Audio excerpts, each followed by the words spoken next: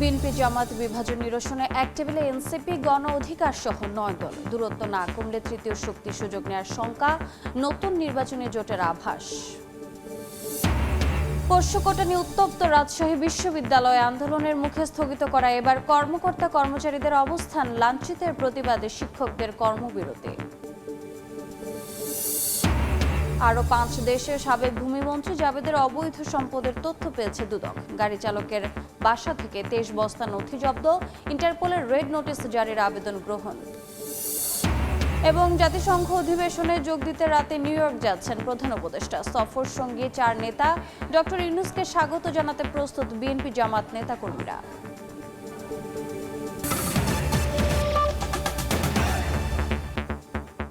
সময় সংবাদের সঙ্গে আছি আমি রোজা চৌধুরী। বড় দলগুলোর দূরত্বে তৃতীয় শক্তির সুযোগ নেয়ার পথ তৈরি হওয়ার আশঙ্কা করছেন খোদ রাজনীতিকরাই। তাই জুলাই সনদ বাস্তবায়ন পদ্ধতি সহ বিএনপি জামায়াতের বিভাজন নিরসনের উদ্যোগ নিয়েছে এনসিপি, গণ অধিকার সহ 9টি দল। এরই মধ্যে 2টি দলের শীর্ষ নেতাদের সঙ্গে যোগাযোগ করেছেন তারা। এছাড়াও 9 দলের এই ফোরাম থেকে নতুন নির্বাচনী জোট গঠনে আলোচনার ইঙ্গিত দিয়েছেন নেতারা। সানভীর রুপলের রিপোর্ট। লোয়ার হাউস এবং আপার হাউস প্রস্তাবিত 2 হাউসেই আমরা পিয়ারের নির্বাচন চাই। চক্রান্তকারীরা আমার বাংলাদেশের গণতন্ত্রকে হত্যা করার ষড়যন্ত্র করছে। একদিকে নির্বাচনী ডামাডোল, অন্যদিকে নির্বাচনের পদ্ধতি ও জুলাই সনদ বাস্তবায়ন নিয়ে দলগুলোর বিপরীতমুখী অবস্থানে উত্তপ্ত রাজনীতির মাঠ। বিশেষ করে বড় 2 দল বিএনপি জামায়াতের মধ্যে অনৈক্য বাংলাদেশকে বিশৃঙ্খল পরিস্থিতির দিকে ঠেলে দিচ্ছে বলে মনে করছেন বিশেষজ্ঞরা। জুলাই সনদ বাস্তবায়ন পদ্ধতি নিয়ে ঐক্যমত্য কমিশনের 3য় বৈঠকও ফলশূন্য।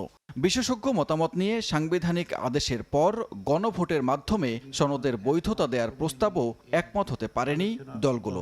একই সময়ে 2 কক্ষে পিআর পদ্ধতিতে নির্বাচনের দাবিতে সভা সমাবেশ করছে জামায়াত সহ ইসলামী দলগুলো। সব মিলিয়ে নির্বাচন সামনে রেখে এক গোলক ধাঁধার চক্করে দেশের রাজনৈতিক পরিস্থিতি। এমন অবস্থা চলতে থাকলে তৃতীয় পক্ষ সুযোগ নেয়ার শঙ্কা প্রকাশ করেন নাগরিক ঐক্যের সভাপতি। একভাবে তো সংকট একটা তৈরি হয়েই আছে। এই সংকটটা যদি দূর করতে না পারি তাহলে তৃতীয় ব্যক্তির সুযোগ নেওয়ার কথা তো বলাই যাইতেছে বড় কথা। তখন থার্ড পার্টি ছাড়া আমরা ফার্স্ট পার্টি সেকেন্ড পার্টি না পারলে তো থার্ড পার্টি আসবেই। জানি না কতদূর পারবো, কিন্তু ছাড়তে তো হবে। সবাই যদি বলে আমি কিছুই ছাড়বো না, তাহলে তো হতে পারে না। এ অবস্থায় ঐক্যমত্য কমিশনের সহসভাপতির পরামর্শে বিএনপি জামায়াতের সঙ্গে আলোচনার উদ্যোগ নিয়েছে 9টি দল। গত সপ্তাহের শেষে গণতন্ত্র মঞ্চের 6 দল, এবি পার্টি, এনসিপি, গণ অধিকার পরিষদ বৈঠক করেছে। নেতারা বিএনপি জামায়াতের শীর্ষ নেতাদের সঙ্গে যোগাযোগও শুরু করেছেন। দোনোটা প্রসেস ফলো করা যায় কিনা আমরা আশাবাদী যে নেক্সট ঐক্যমত্য কমিশনের মিটিংয়ের আগেই আমরা একটা কনসেনসাসে পৌঁছাতে পারবো। বিএনপি কেন্দ্রিক এক ধরনের বলয় আছে, জামায়াত ইসলাম এবং ইসলামী দলগুলো এক ধরনের বলয় তৈরি করেছে।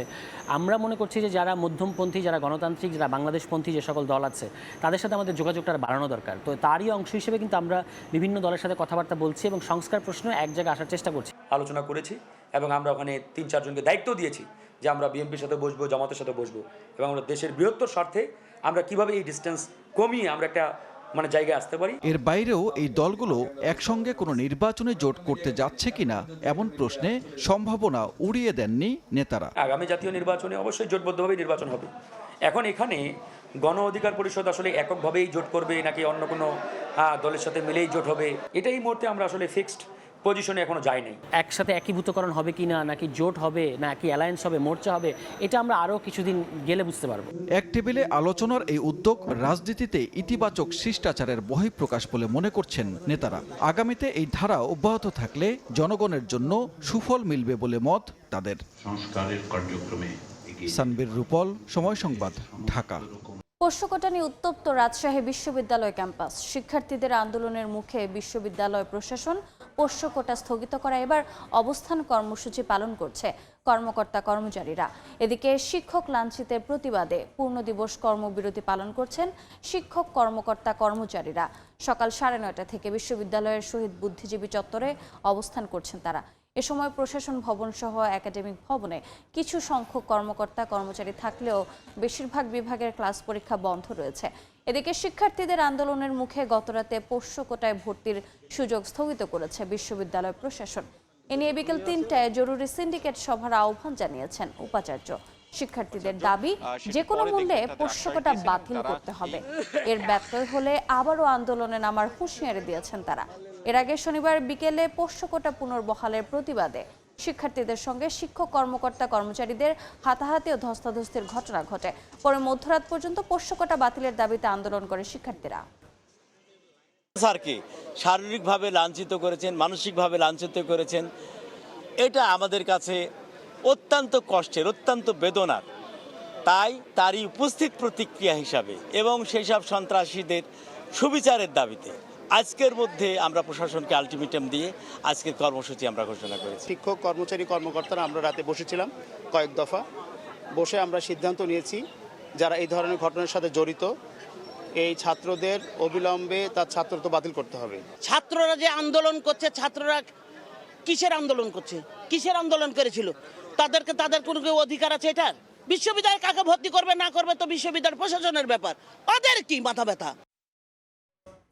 এ বিষয়ে বিস্তারিত জানাতে রাজশাহী বিশ্ববিদ্যালয় ক্যাম্পাসে আছেন সহকর্মী মওদুদ রানা। সরাসরি যাচ্ছে তার কাছে। রানা, রাজশাহী বিশ্ববিদ্যালয়ের উপ উপাচার্য এবং কয়েকজন শিক্ষক লাঞ্ছিতের ঘটনার নিন্দা জানিয়ে, প্রতিবাদ জানিয়ে সেটির সুষ্ঠু তদন্ত এবং বিচার দাবি করে পূর্ণ দিবস কর্মবিরতি পালন করছেন শিক্ষক, কর্মকর্তা এবং কর্মচারীদের একাংশ। এবং এর ফলে ক্লাস পরীক্ষা বন্ধ রয়েছে, এখানে প্রশাসনিক ভবনের যে কার্যক্রম সেটি বন্ধ রয়েছে এবং রাকসু কোষাধ্যক্ষের কার্যালয়ের যে কার্যক্রম সেটিও বন্ধ রয়েছে। আমরা সকাল থেকে যেটি দেখেছি যে শিক্ষক, কর্মকর্তা এবং কর্মচারীদের একাংশ তারা শহীদ বুদ্ধিজীবী চত্বরে জড়ো হন এবং এখন পর্যন্ত সেখানে অবস্থান করছেন। এবং সকালে আরেকটি পক্ষ শিক্ষক, কর্মকর্তা, কর্মচারীদের তারা সিনেট ভবনের সামনে জড়ো হয়েছিলেন। সেখানকার কর্মকর্তা কর্মচারীরা 11টার দিকে উপাচার্যের বাসভবনে যান, সেখানে কিছুক্ষণ অবস্থান করেন, এরপর উপাচার্যের সাথে সাক্ষাৎ করেন এবং তারা ফিরে এসে এখানে সংহতি জানান এবং একসাথে তারা অনশন করছেন। এবং তারা যেটি বলছেন যে তাদের দুটি দাবি, উপ উপাচার্য সহ কয়েকজন শিক্ষককে লাঞ্ছিত যারা করেছেন সেই ঘটনার সুষ্ঠু তদন্ত করতে হবে এবং যেসব শিক্ষার্থী দোষী তাদের বিচার দাবি করতে হবে। এবং তারা বলছেন যে গতকাল রাতে উপাচার্য যে ঘোষণাটি দিয়েছেন যে পোষ্য কোটা ভর্তির যে সুযোগ সেটি স্থগিত করা হয়েছে, সেই সিদ্ধান্তটি আবার পুনর্বহাল করতে হবে। অর্থাৎ শিক্ষক, কর্মকর্তা, কর্মচারীর সন্তানদের পোষ্য কোটায় ভর্তির সুযোগ দিতে হবে। এবং তাদের এই দুটি দাবি যতক্ষণ পর্যন্ত না বাস্তবায়ন হবে ততক্ষণ পর্যন্ত তারা আন্দোলন করবেন এবং আগামীকাল আন্দোলন আরও বড় পরিসরে করবেন। আপনাকে জানিয়ে রাখি যে এই আন্দোলনের ফলে শিক্ষার্থীরা যেটি বলছেন, তারা বলছেন যে তাদের যে দাবি পোষ্য কোটা সম্পূর্ণরূপে বাতিল করতে হবে এবং সেটি আজকে যে সিন্ডিকেট সভা রয়েছে দুপুর 3টার সময় সেখানে সিদ্ধান্ত হতে হবে। এবং যদি তাদের পোষ্য কোটার যে বাতিলের দাবি সেটি না মানা হয় তারাও বড় পরিসরে আন্দোলন করবে। এখন এই দুই আন্দোলনের ডামাডোলে রাকসু নির্বাচন আদৌ হবে কিনা সেটি নিয়ে প্রশ্ন উঠেছে এবং সেটি আসলে 3টার পরে জানা যাবে। তবে রাকসু নির্বাচনের প্রচারণায় আজকে প্রার্থীরা বের হননি এবং রাকসু নির্বাচন নিয়ে কোনো কার্যক্রম আমাদের চোখে পড়েনি। এই ছিল রাজশাহী বিশ্ববিদ্যালয় থেকে আমার কাছে সর্বশেষ। সরাসরি যুক্ত ছিলাম রাজশাহী বিশ্ববিদ্যালয়ে। আরও 5 দেশে সাবেক ভূমিমন্ত্রী সাইফুজ্জামান চৌধুরী জাবেদের অবৈধ সম্পদের খোঁজ পেয়েছে দুদক। চট্টগ্রামের শিকলবাহা থেকে সাবেক মন্ত্রীর গাড়ি চালকের বাড়িতে অভিযান চালিয়ে বিদেশে অর্থ পাচার ও সম্পদ ক্রয় সংক্রান্ত 23 বস্তা নথি জব্দ করেছে সংস্থাটি। শনিবার রাতে দুদকের উপপরিচালক মশিউর রহমানের নেতৃত্বে এ অভিযান পরিচালনা করা হয়। এ সময় গাড়ি চালক ইলিয়াসের প্রতিবেশী ওসমানের বাড়ি থেকে উদ্ধারকৃত নথিতে কম্বোডিয়া, ভিয়েতনাম, থাইল্যান্ড, মালয়েশিয়া ও ভারতে সাইফুজ্জামান জাবেদের বিপুল পরিমাণ অবৈধ সম্পদের তথ্য পাওয়া যায়। এর আগে বুধবার রাতে চট্টগ্রামের আগ্রাবাদ থেকে তার অর্থ পাচারের সহযোগী আব্দুল আজিজ ও সম্পদ দেখাশোনার দায়িত্বপ্রাপ্ত আরামিট গ্রুপের এজিএম উৎপল পালকে গ্রেফতারের পর রিমান্ডে জিজ্ঞাসাবাদ করলে 23 বস্তা নথির সন্ধান পায় দুদক। অর্থ আত্মসাৎ মামলায় সাইফুজ্জামান জাবেদ ও তার স্ত্রী রুদমিলার বিরুদ্ধে ইন্টারপোলের মাধ্যমে রেড নোটিশ জারির আবেদন মঞ্জুর করেছেন আদালত।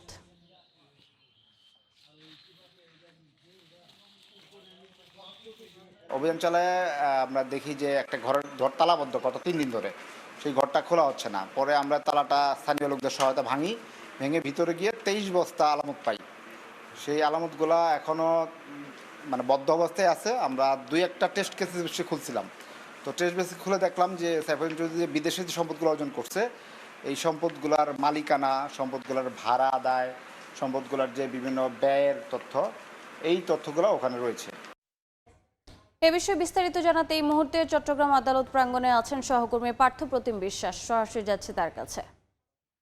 পার্থ, 25 কোটি টাকা অর্থ আত্মসাৎ মামলায় সাবেক ভূমি মন্ত্রী সাইফুজ্জামান চৌধুরী জাবেদ ও তার স্ত্রী রুকমিলা জামানের বিরুদ্ধে যে ইন্টারপোলের মাধ্যমে রেড নোটিশ জারির যে আবেদন করা হয়েছিল, সে আবেদন কিন্তু মঞ্জুর করেছে আদালত। গত 3 দিন আগে কিন্তু দুদক আসলে এই আবেদন করেন এবং সকাল 11টায় চট্টগ্রাম মহানগর অতিরিক্ত দায়রা জজ আদালত 2-এর বিচারক আব্দুর রহমান কিন্তু এই আদেশ দেন এবং গত 3 দিন ধরে কিন্তু সাবেক ভূমিমন্ত্রী সাইফুজ্জামান চৌধুরীর মালিকানাধীন আরামিড গ্রুপের বিভিন্ন ডকুমেন্টস ও দেশ বিদেশে বিভিন্ন সম্পত্তি সংক্রান্ত রেকর্ড উদ্ধারে বিভিন্ন জায়গায় কিন্তু অভিযান পরিচালনা করছিল দুদক। ঢাকা থেকে আসা একটি টিম কিন্তু এই অভিযান পরিচালনা করছিল, তবে তেমন একটা সফলতা মিলছিল না। তবে গতকাল রাতে তারা খবর পায় আরামিড গ্রুপের শিল্প প্রতিষ্ঠান থেকে লুকানোর উদ্দেশ্যে ইসিবিএল এর চেয়ারম্যান রুকমিলা জামানের গাড়ি চালকের বাড়িতে বিভিন্ন রেকর্ডপত্র লুকানো রয়েছে, এমন তথ্য পায় দুদক। এরপর রাত 3টায় কালুরঘাট এলাকায় অভিযান পরিচালনা করা হয়। এই সময় রুকমিলা জামানের গাড়ি চালক ব্যাংকের কাগজপত্র নিজ বাড়িতে না রেখে পাশের ওসমান তালুকদারদের বাড়িতে রাখেন এবং রাতভর অভিযান চালিয়ে এ সময় তালাবদ্ধ ঘর থেকে 23 বস্তা নথি উদ্ধার করেছে দুদক এবং সেই সাথে কম্বোডিয়া, ভিয়েতনাম, থাইল্যান্ড, মালয়েশিয়া ও ভারতে ক্ষমতাচ্যুত আওয়ামী লীগ সরকারের পলাতক ভূমিমন্ত্রী সাইফুজ্জামান চৌধুরীর বিপুল পরিমাণ সম্পদের তথ্যটা পাওয়া গেছে বলে আমাদেরকে দুদক জানিয়েছে। তবে আজকে যে রেড নোটিশ জারির আবেদন মঞ্জুর করেছে আদালত, এই জন্য গত 24শে জুলাই দুদকের প্রধান কার্যালয়ের উপপরিচালক মশিউর রহমান সাবেক ভূমিমন্ত্রী ও তার স্ত্রী সহ 31 জনের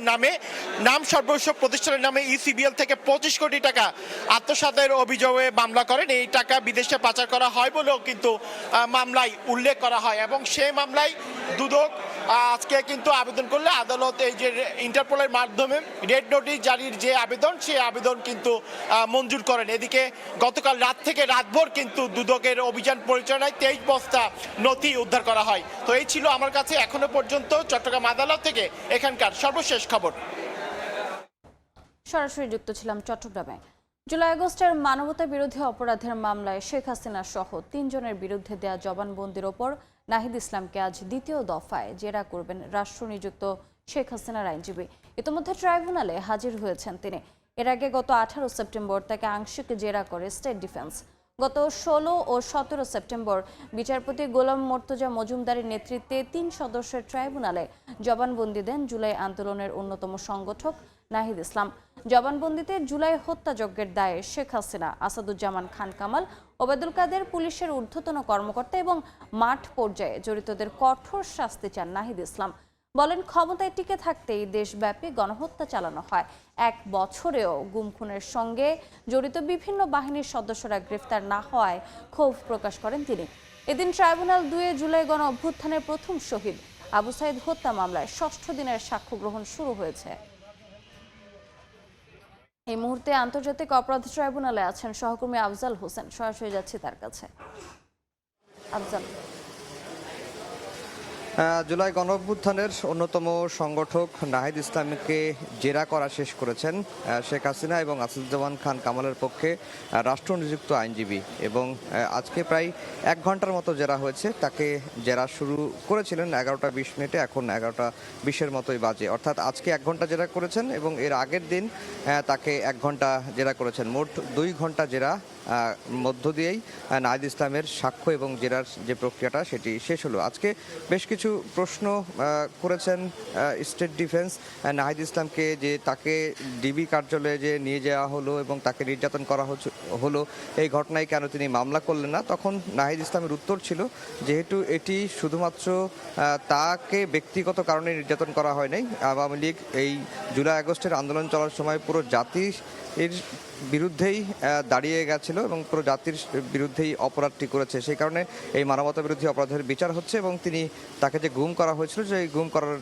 অভিযোগে গুম কমিশনেও তিনি অভিযোগ দায়ের করেছেন। যাই হোক, এখন জেরা শেষ হয়েছে, আমরা অপেক্ষা করছি হয়তো নাহিদ ইসলাম বের হয়ে গণমাধ্যমের সামনে তিনি কথা বলবেন। আর আরেকটি বিষয় বলে রাখি যে এর আগে রাষ্ট্রপক্ষ থেকে বলা হচ্ছিল যে শেখ হাসিনার মামলায় নাহিদ ইসলামই হতে পারেন সর্বশেষ সাক্ষী, কিন্তু আজকে আমরা দেখলাম তারা কৌশলের কিছুটা পরিবর্তন এনেছেন এবং এই মামলায় আরও একজন সাক্ষীর হাজিরা আজকে দিয়েছে প্রসিকিউশন। সেই সাক্ষীর নাম হচ্ছে আলী আহসান জুনায়েদ। তিনি আপ বাংলাদেশের আহ্বায়ক এবং জুলাই গণ অভ্যুত্থানের তিনিও একজন অন্যতম সংগঠক ছিলেন। তিনি এই মামলায় সাক্ষী দেবেন। এর বাইরে আরও একজন সাধারণ সাক্ষীর কথা আমরা শুনতে পাচ্ছি যে তিনিও এই মামলায় সাক্ষ্য দেবেন। অর্থাৎ আরও দুজনের সাক্ষ্য এবং তদন্ত কর্মকর্তার সাক্ষ্য নেওয়ার পরে এই মামলার সাক্ষ্য গ্রহণ প্রক্রিয়া শেষ হবে, এমনটি কিন্তু প্রসিকিউশনের তরফ থেকে জানানো হয়েছিল। তো এই ছিল আন্তর্জাতিক অপরাধ ট্রাইব্যুনালে আমার কাছে সবশেষ খবর।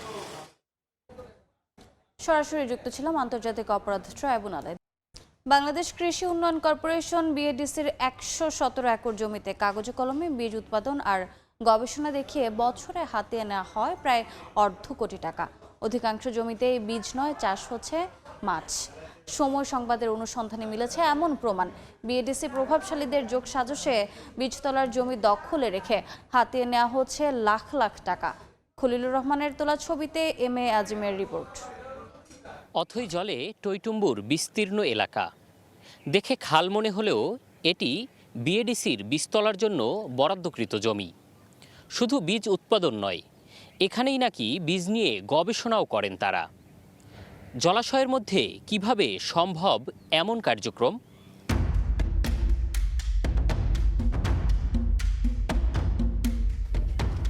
দেখা নেই বীজ উৎপাদনের কৃষি সরঞ্জামের। একাধিক নৌকা আর জলের মধ্যে জালদড়ি ইঙ্গিত দিচ্ছে মাছ চাষের। এক প্রান্তে নৌকাযোগে মাছকে খাবার দেওয়ার চিত্র ধরা পড়ে সময় সংবাদের ক্যামেরায়। তাদের সঙ্গে কথা বলতেই বেরিয়ে আসে থলের বেড়াল। কোনো ধরনের বীজ নয়, রীতিমতো তেলাপিয়া, রুই আর পাঙ্গাস মাছের চাষ হয় এখানে। এই মাছটা চাষ করে কে এখানে? না, আছে 8-10 জন আছে। কে কে? আমি তো সবারই চিনি না। কারে কারে চেনে? আমি তো কাজ করতে আইছি। বাবুল ভাই আছে, আহ্বায়ক বিএনপির। বাংলাদেশ কৃষি উন্নয়ন কর্পোরেশনের গাবতলীতে মিরপুর বীজ উৎপাদন খামারের জমি দখলে নিয়ে মাছ চাষে প্রভাবশালীদের চক্রের তথ্য উঠে আসে স্থানীয়দের বক্তব্যে। বাবুলি বীজ ছাড়ছে, এতদিন তো ছাড়ছে জামান, এখন এই বাবুলি মনে হয় ছাড়ছে।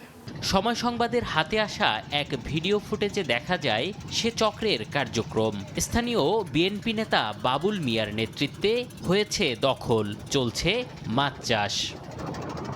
তবে ক্যামেরার সামনে কথা বলতে রাজি হয়নি অভিযুক্ত বাবুল। দখল আর মাছ চাষের বিষয়টি মুঠোফোনে অকপটেই স্বীকার করে নেন তিনি। বলেন তার এ কর্মকাণ্ডে সমর্থন রয়েছে খোদ বিএডিসিরও। বিএডিসির সাথে তো আমাদের কথাবার্তা হয়েছে, মানে এটা বলছে এটা ওরা যখন মাছি ছাড়ে দিয়েছে, ছাড়া পানি ঢুকে আছে, মাছ ছাড়া হয়েছে, আর কোনো সামনে ওনাদের ব্যানার ওনারা উঠানো গেছে। এই শুধু এ বছর নয়, এলাকাবাসী বলছে অবৈধ অর্থের বিনিময়ে বিগত বছরগুলোতেও বীজ উৎপাদন ও গবেষণার জায়গাটি ক্ষমতাসীনদের দিয়ে আসছে কৃষি উন্নয়ন কর্তৃপক্ষ। আগে কমিশনার আছে না, তাই কমিশনার, ওরা 5 বছর খাইছে, জানেন 5 বছর ওরা টাকা দিয়ে খাইছে, মানে বছরে কত টাকা নিব এই একটা ইয়ে আছে, সিস্টেম লেখিতে আছে। তবে ক্যামেরার সামনে সবকিছু অস্বীকার করলেন মিরপুর বীজ উৎপাদন খামারের প্রধান। মাছ চাষ করছে এটা আমার জানা নাই, আসলে এটা আমি বলতে পারবো না, মনে হয় না, আমি জানি না এটা এই বিষয়ে। তবে কিছুক্ষণ পরেই গোমর ফাঁস করতে থাকেন তিনি নিজেই। নিজেকে অসহায় দাবি করে জানান অবৈধ এ কার্যক্রমে কৃষি বিভাগের একাধিক ঊর্ধ্বতন কর্মকর্তারাই জড়িত। মাছ চাষের বিষয়টা এটা আমি সিদ্ধান্ত নিই না, এটা উপর থেকে সিদ্ধান্ত নেয় এবং আমাদের এখানে অভিভাবক আছে, জানেন কিনা, জয়েন্ট ডাইরেক্টর স্যার, যুগ্ম পরিচালক, ওই যে ওইদিকে বসে যুগ্ম পরিচালক। আমি হলো মানে সবচেয়ে ছোট অফিসার এখানে, সিনিয়র সহকারী পরিচালক আমি। উনি ঊর্ধ্বতন কর্তৃপক্ষকে আলোচনা করে উনি সিদ্ধান্ত দেয় যে পরে আমরা মাছ চাষের জন্য মানে একটা লিগালি যাওয়ার চেষ্টা করছিলাম, তবে একটা মানে স্যারের ঊর্ধ্বতন কর্তৃপক্ষের নির্দেশ ক্রমেই মানে একটা অর্ডার নিয়ে আসে যে পরে বাতিল করে দেয়। কাগজে কলমে কৃষি উন্নয়ন কর্তৃপক্ষ বছরে শুধু বীজ উৎপাদনের খরচ দেখায় প্রায় 35 লাখ টাকা। তবে বাস্তবে হয় মাছ চাষ। এম এ আজিম, সময় সংবাদ, ঢাকা। মহালয়ার আনুষ্ঠানিকতার মধ্য দিয়ে শুরু হলো দুর্গাপূজার ক্ষণগণনা। পিতৃপক্ষের অবসান এবং দেবীপক্ষের আবির্ভাবের মধ্য দিয়ে বাজল সনাতন ধর্মাবলম্বীদের সবচেয়ে বড় ধর্মীয় উৎসবের সূচনা ধ্বনি। সনাতন ধর্মের শাস্ত্রমতে এই দিনেই মর্তলোকে আসেন দুর্গতি নাশিনী। ঢাকেশ্বরী জাতীয় মন্দিরে আয়োজন করা হয় বিশেষ চণ্ডীপাঠ ও পূজা অর্চনা। 28 সেপ্টেম্বর থেকে শুরু হবে দুর্গাপূজার মূল আনুষ্ঠানিকতা।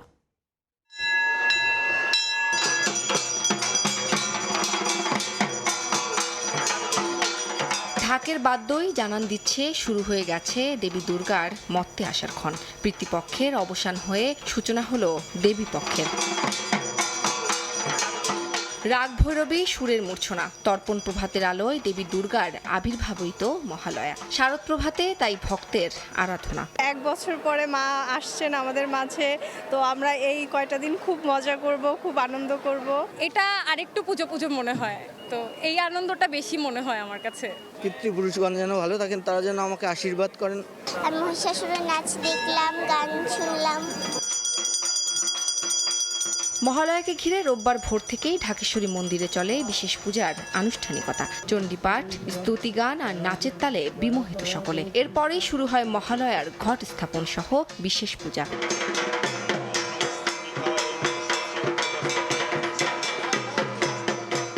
এদিকে মহালয়া উপভোগে যোগ দেন বিদেশি অতিথিরাও। It is such an honor and privilege to be here to Dhakeshwari temple every time. For a moment we were all transported to the level of divine in the company of Ma Durga. Hindu ধর্মাবলম্বীদের কাছে দেবী দুর্গা অশুভ শক্তির বিনাশের প্রতীক। মহালয়ার দিনেই তিনি দায়িত্ব পান মহিষাসুর বধের। তাই তো ভক্তদের আশা দেবী দুর্গার আগমনে বিনাশ ঘটবে সকল অশুভ শক্তির। প্রথম মহালয় খুবই ভালো লাগতেছে, এমন একটা সুন্দর পরিবেশ। এই অপেক্ষাটা আসলে সবচেয়ে বেশি আনন্দের। আজকে থেকে শুরু হয়েছে দেবী পক্ষের সূচনা। সবার জন্য যেন দেবী সুসংবাদ বয়ে আনে। মায়ের আগমনের মধ্য দিয়ে পুরো পৃথিবী জুড়ে শান্তি বিরাজ করবে। মহালয়ার দিন আমাদের যারা 3 পূর্বপুরুষ তারা খুব কাছাকাছি অবস্থান করেন, তাদের জন্য এই জল এবং তিল অর্পণ করা হয়। আগামী 28 সেপ্টেম্বর ষষ্ঠী পূজার মধ্যে দিয়ে শুরু হবে এবারের শারদীয় দুর্গাপূজার মূল আনুষ্ঠানিকতা। হিন্দু শাস্ত্র মতে এবার দেবী দুর্গার আগমন ঘটবে গজ অর্থাৎ হাতিতে চড়ে। উম্মে হানি, সময় সংবাদ, ঢাকা। এবারে বায়ুমানের খবর।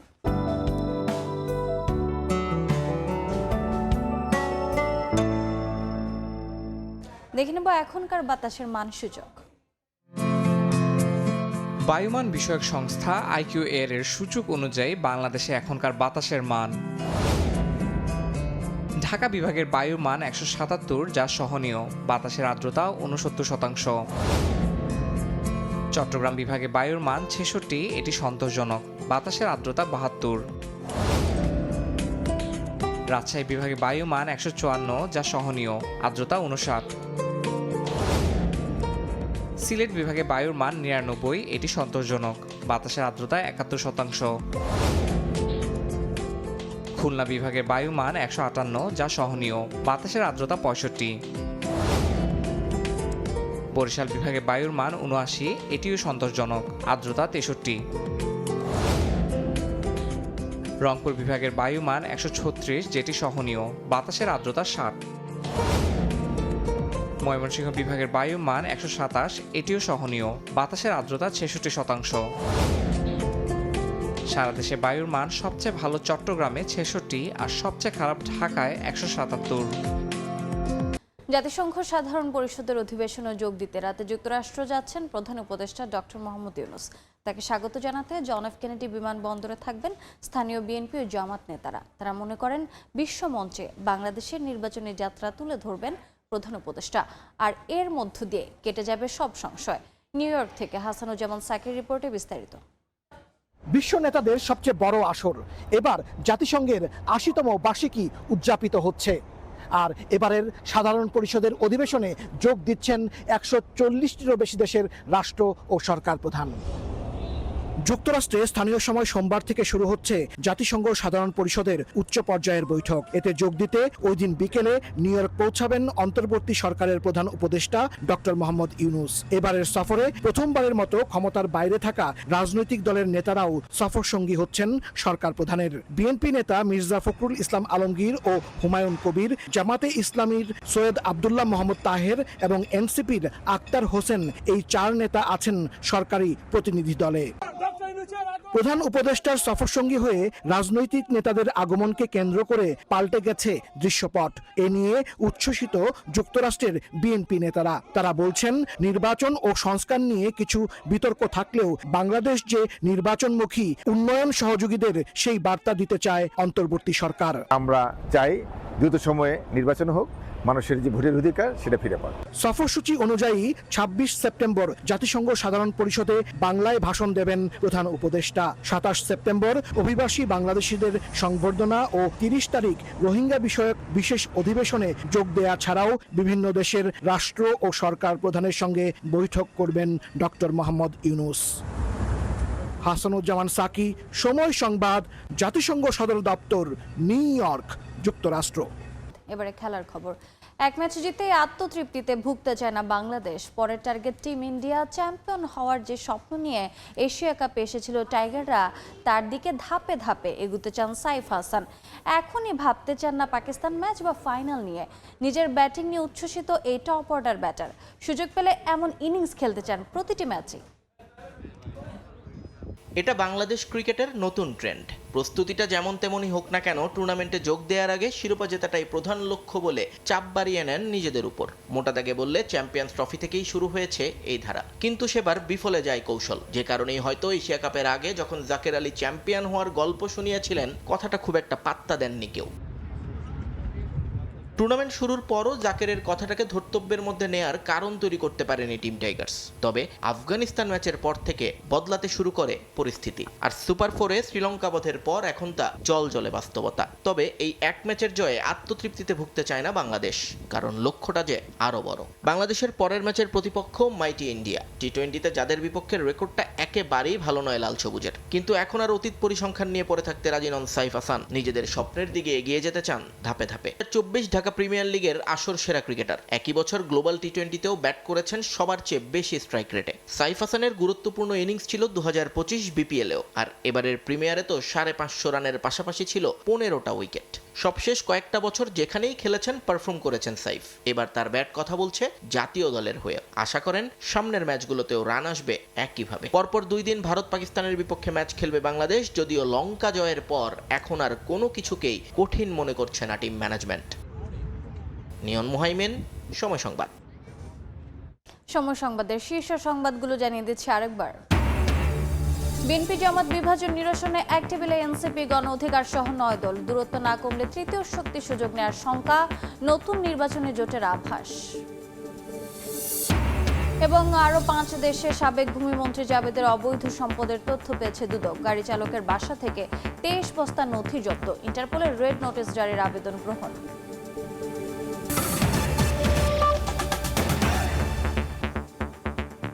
এই ছিল সময় সংবাদে। খেলার সময়ের সঙ্গে থাকবেন তাজিন খন্দকার। রোজা, আপনাকে ধন্যবাদ। খেলার সময় নিয়ে ফিরছি কিছুক্ষণ পর, সঙ্গেই থাকুন সময়ের।